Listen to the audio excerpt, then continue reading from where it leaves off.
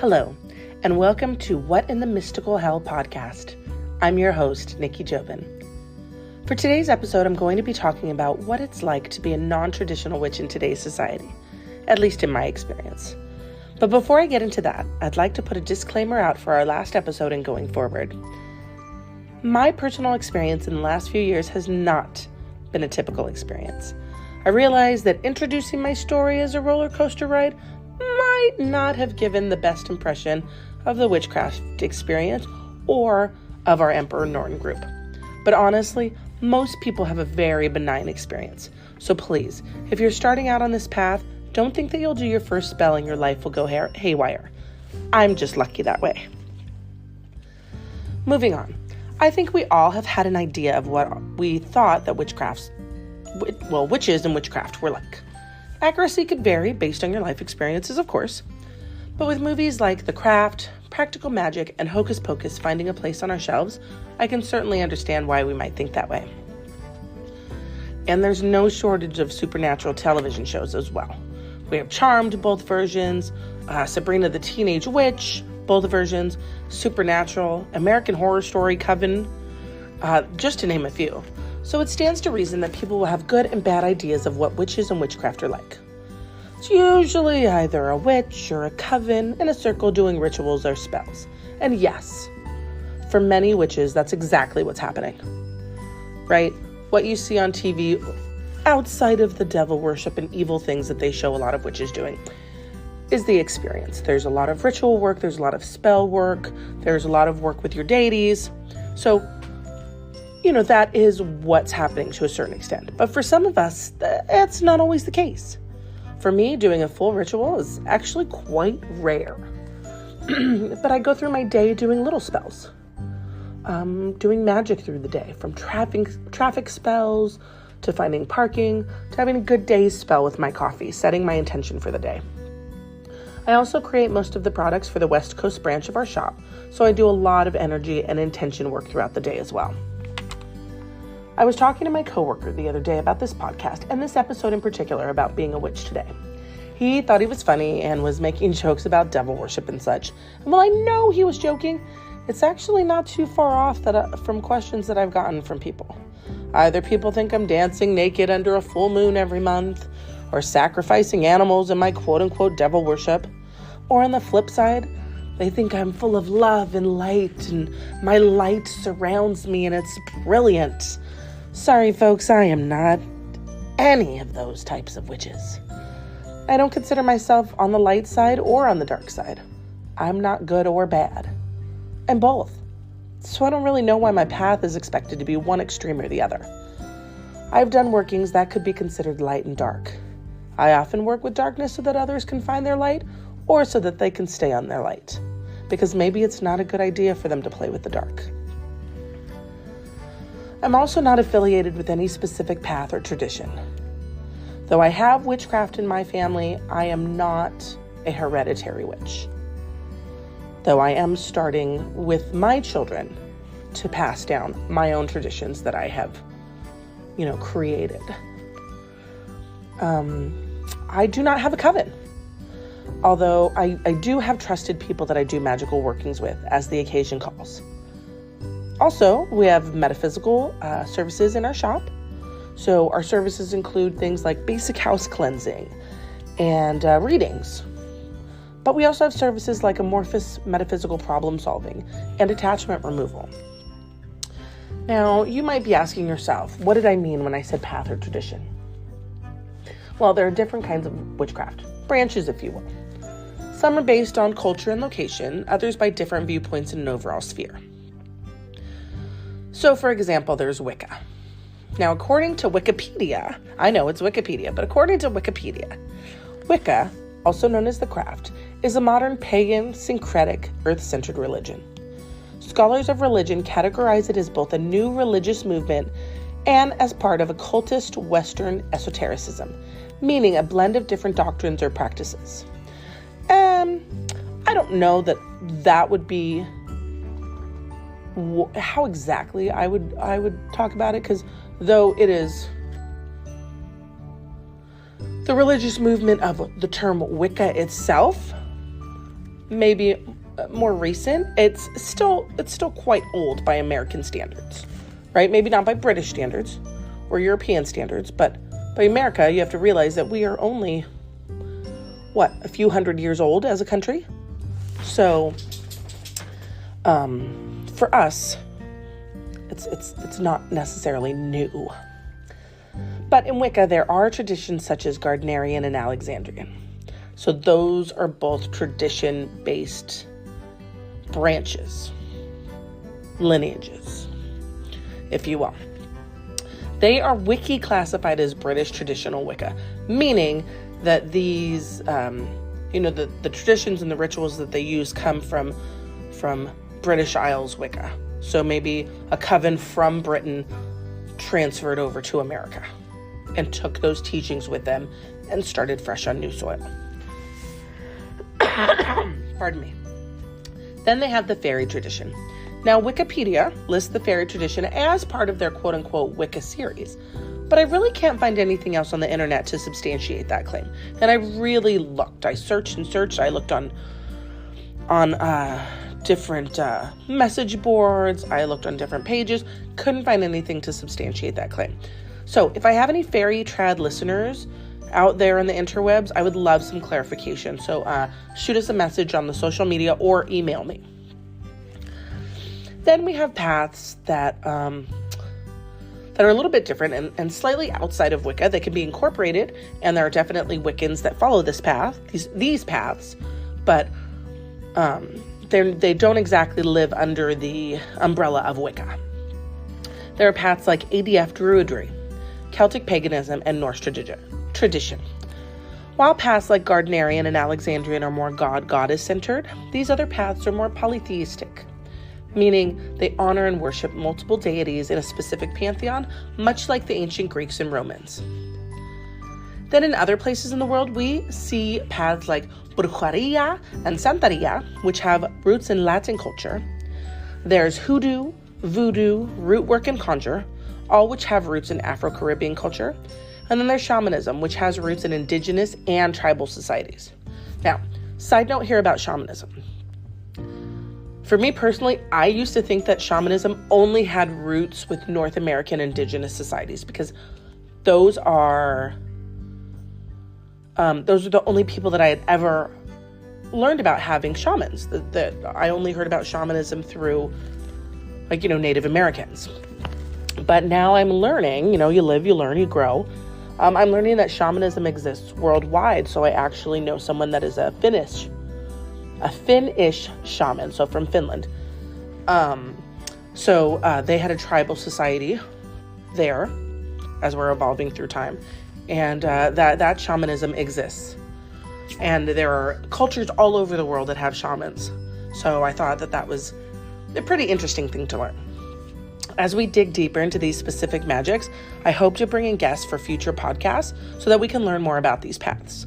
Because I am all about learning. I have a whole slew of paths that I'm just learning about, and I haven't even touched on them yet. I have a laundry list of things that I want to learn about, and I just haven't gotten that far yet. But if there is any that you think that we should talk about, you as the listener think that we should talk about, please send me a message, because maybe it's something I don't know about and I would love to learn about too. But, pardon me again. Back to me. I consider myself more of an eclectic witch. So that means I kind of pull from specific paths. If I find something that feels right, I use it in my practice. In my home, we have several patron deities. We honor Thor, as my husband follows the Norse path. Hestia, goddess of the hearth and home. She's from the Greek pantheon. Hecate, goddess of crossroads and witchcraft.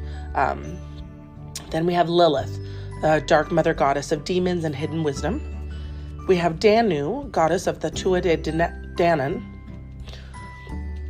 And last but never least, the Morgan may soon join our household. In addition, my youngest has an altar for Santa Muerta, who is her personal patron goddess. In my spirit work and my practice, I've worked with these deities, but I've also worked with other deities and any metaphysical entities that have called to me or had a need to work with me. So entities like the Fae, elementals, spirits, ghosts, demons, among other things. Now, Diana works with more angels. I'm a little bit on the darker side, so, I have more of an affinity for things on the quote-unquote shadow side of things. Now, these particular workings are rarely ritual-based, again, as I've said. They can be something simple as offering bread or whiskey, just some kind of offering. The creation of metaphysical medicine. We did that once for the Fae. Or it could be something more binding. Occasionally, I'll work with them for something that I need. Be like, hey, I need this. Can we figure it out? The price, might be a bit stiff, but it's never been more than I've ever been willing to pay. And I've never, ever, ever been asked to sacrifice anything, except maybe my misconceptions. Forgive me, this cough is killing me here. I have also learned effective techniques for dealing with the things that go bump in the night. I use a combination of magic and science for problem solving, as well as for any investigations that we do. So if you're wondering how that works, is if I'm on an investigation, I'm going to eliminate any of the things that could be caused by mundane reasons. For example, my husband's friend said that her son heard scratching in the walls, and he always heard it late at night. And she was really freaked out and wanted to know if I should come by and try and cleanse the house. And I said, well, the first thing that you should do is call an exterminator and make sure that you don't have any animals that are in your walls. You don't have any raccoons, you don't have any rats, you don't have any possums, because you want to eliminate all of those mundane things before you try and, pull any witchy woo, right? After that, had there been no sign of any animal infestation, then we would go to the next step and look at the magics. Some of the other things that I've learned is that you have to leave room for mistakes, right? Nobody is perfect. Make mistakes all day long. But you have to leave room for that. You have to keep an open mind, and you have to learn to laugh at yourself. Don't take yourself too seriously in all this.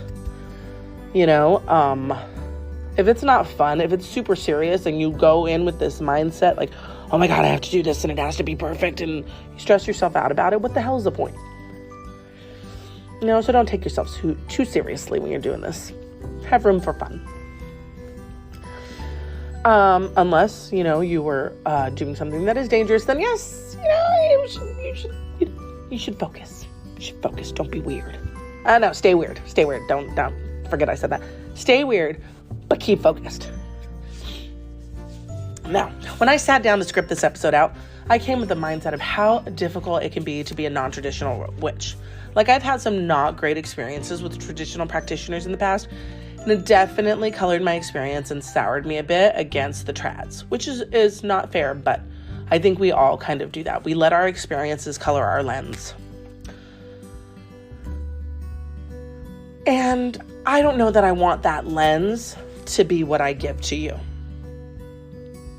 So once I sat down and I started writing, my thoughts really started to clear and shift a bit. And I realized that lens that I had was from a really long time ago. And now things are a little different. It's not a perfect world, obviously, but it's better. And I think that in general, being a non-traditionalist witch is more accepted today than it was even 5 years ago. With social media platforms such as TikTok and Instagram, it's just easier than ever to find people that you have something in common with. The challenge now is that tidal wave of information you have to wade through and figure out what's legit, what's not, what are the people with really wild experiences, and what are the people that don't necessarily have a great grip on reality. And I use that term loosely because I have been through personal experiences myself that, they look like I have lost my grip with reality. And had I not had people there to validate that experience with me, I might have actually thought I was losing my mind. There's a very fine line between mental illness and some of the things that we experience as practitioners. Honestly, if you hear voices, yes, you could have schizophrenia, but you could also be clairaudient or a medium. Figuring out which is which isn't always the easiest.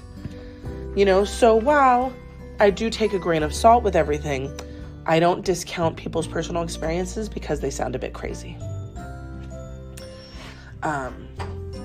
Moving on.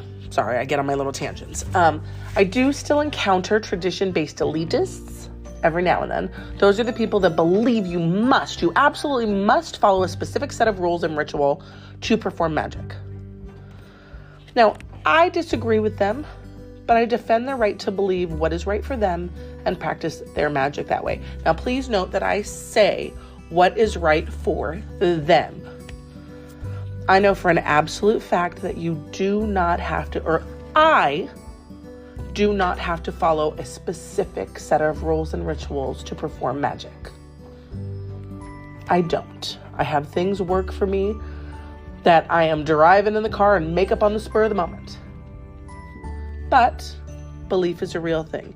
And if these people believe that they have to do that to perform magic, reality shapes according to your belief.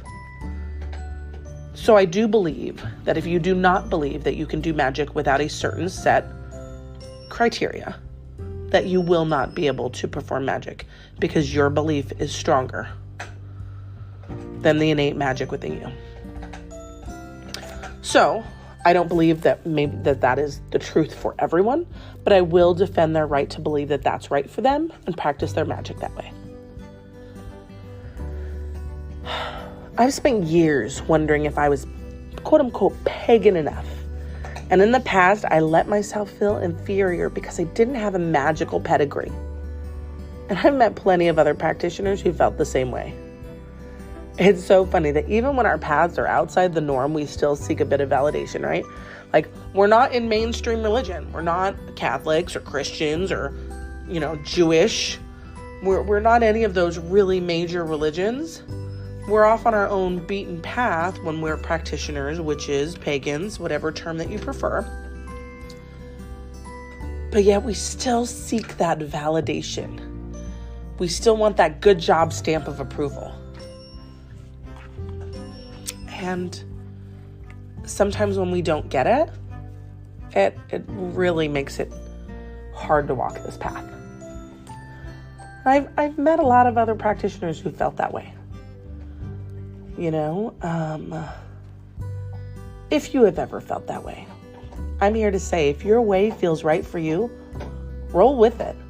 As long as you're not doing anything illegal and endangering others, in any way, in mental, spiritual, physical, then roll with it, right? And it's okay for us to disagree.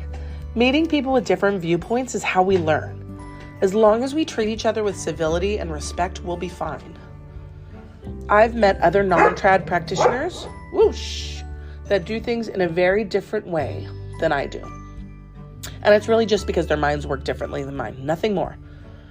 I don't think either of us have a way that's better than the others. It just works better for us. I've learned so much from other non-traditional witches, and there's beauty in these different ways. I like to think about the witches that came before me, the witches that could not meet because they had to hide from society. They didn't always have someone to teach them, and maybe they didn't do things in a traditional way. Maybe they were more like me than society would like to think. I have this analogy that I use to describe how I feel about different religions or spiritualities, right? You and I go to the grocery store, okay? You go your way, and I go mine. Our ways are different. Is your way better than mine? Of course it is. For you. Is my way better than yours? Of course it is for me. It's better for me because it's my way of doing things. It's tailored to me, just like your way is tailored for you. But it doesn't really matter which way we're going as long as we get to where we need to be and we're able to nourish ourselves and those around us. Hey. My dogs like to bark at squirrels, sorry.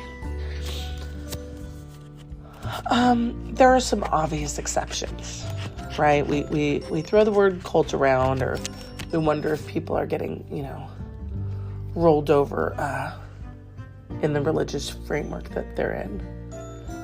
I do hope to get Diana Rachel, who is my business partner, on someday to discuss the advanced Bonowitz Cult Danger Evaluation Frame, also called ABCDEF, because thinking about this should be elementary.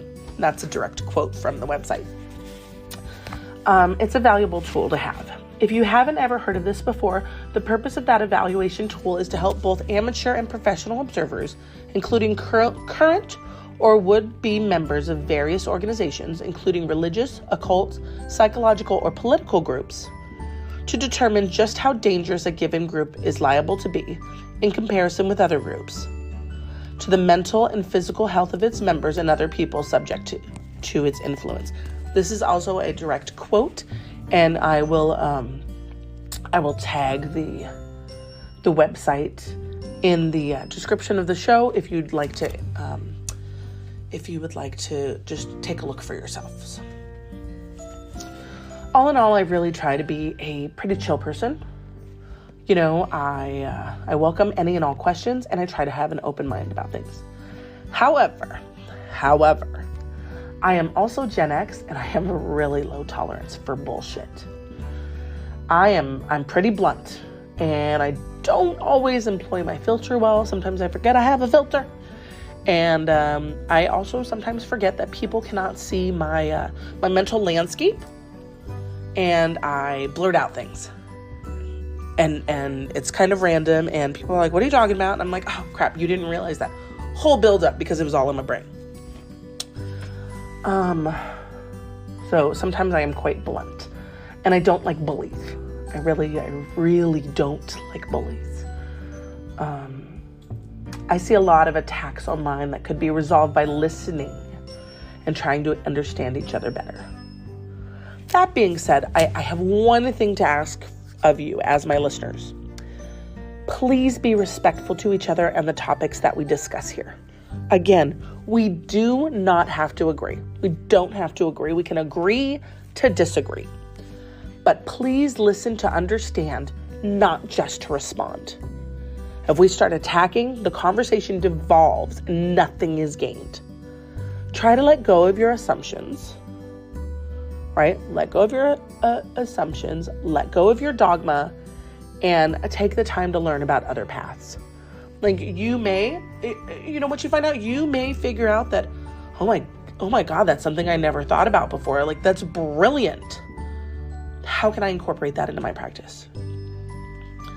Or you may think, you know what, I'm glad that works for you, but that's not in my framework. I'm pretty happy where I am. And that's okay too.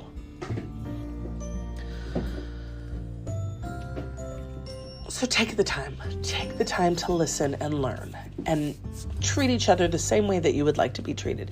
Give people the respect to talk about their paths that you would like to talk about your path. That's all for this episode. If you liked what you heard today, drop a comment on our social media. Find us on Instagram at What in the Mystical Hell Podcast. Then catch us next time when we talk about pagan parenting and balancing witch and mom life.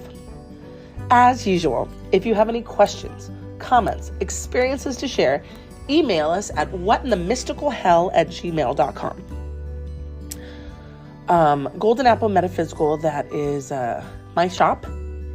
And I list this podcast as a Golden Apple Metaphysical production, because I am half of Golden Apple Metaphysical.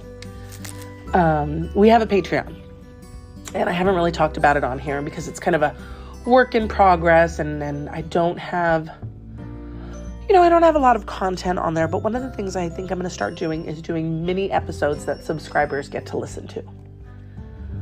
So maybe I will start to talk about something that maybe Diana and I have done, some working that we've done, and and I haven't really gone into depth. These mini episodes will go into depth on those things.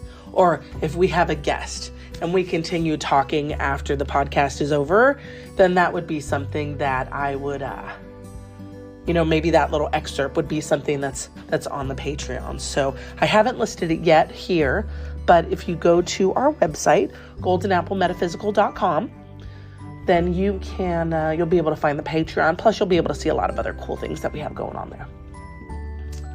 So that's all from me today. This has been another episode of What in the Mystical Hell podcast, where angels are sometimes dicks, demons are sometimes misunderstood, and when things go bump in the night, we know how to bump back. Take care.